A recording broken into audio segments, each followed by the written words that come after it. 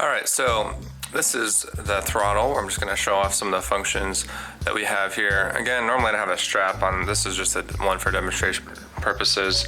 I'm going to show off basically how you start it up.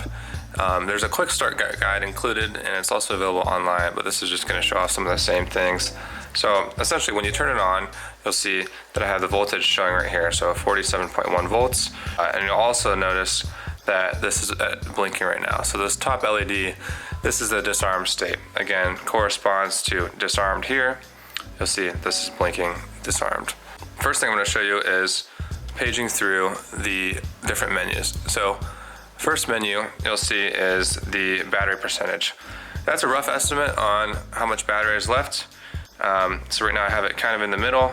I really want to look at it when I'm flying because that's going to be a better indicator when you're in smooth flight, because sometimes the batteries can change voltage just a tad as you're pulling a current off of them. So that's the battery percentage screen, and if I hit again, you'll see that this is just showing 0. So basically this is the timer that shows how long you've been flying. This is another way to measure your flight time. It only will activate when it's armed, so it's nice in that you know exactly how much time you're getting based off of this timer here. So now that we've gone through the menus, this will go back to the first one if I press down. So there's my voltage again. So we'll go through this again, and we'll go back to where we can tell when it's really armed, because it'll start counting. So how do we do the arming? So right now, if I do this, the ESCs won't do anything. Again, this is blinking, so that's how we know it's not armed either, but the ESCs and the motors will kind of make a beeping sound indicating that they're currently disarmed. So now what I'm going to do is I'm going to hold down this top button, and then I'm going to use my other finger here to double tap the side button.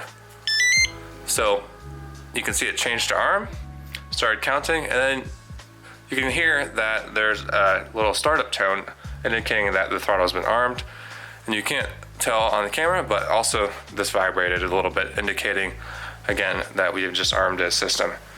So we can still page through here.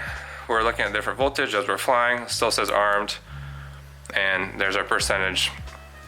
So counting through how many seconds that it's been armed, and it's the exact same way to disarm it as it is to arm. So again, hold down this top button, double tap the side button, it's now disarmed.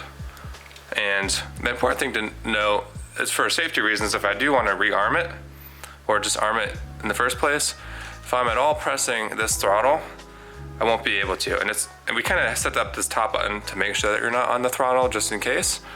But even if I were going to use my other finger here, push down this throttle, push down top button, you can see I'm double tapping the side button and it won't arm. But as soon as I release and I double tap, it will. So that's the safety feature, just to keep you from accidentally arming it when you have the throttle pressed. So there's no motors or ESCs connected, so this won't do anything. I'm in a safe environment, but you always want to make sure that your props are off when you're testing. Make sure that your whole OpenPPG is on your back and that you're in a safe environment, because that can spin up and provide lots of force.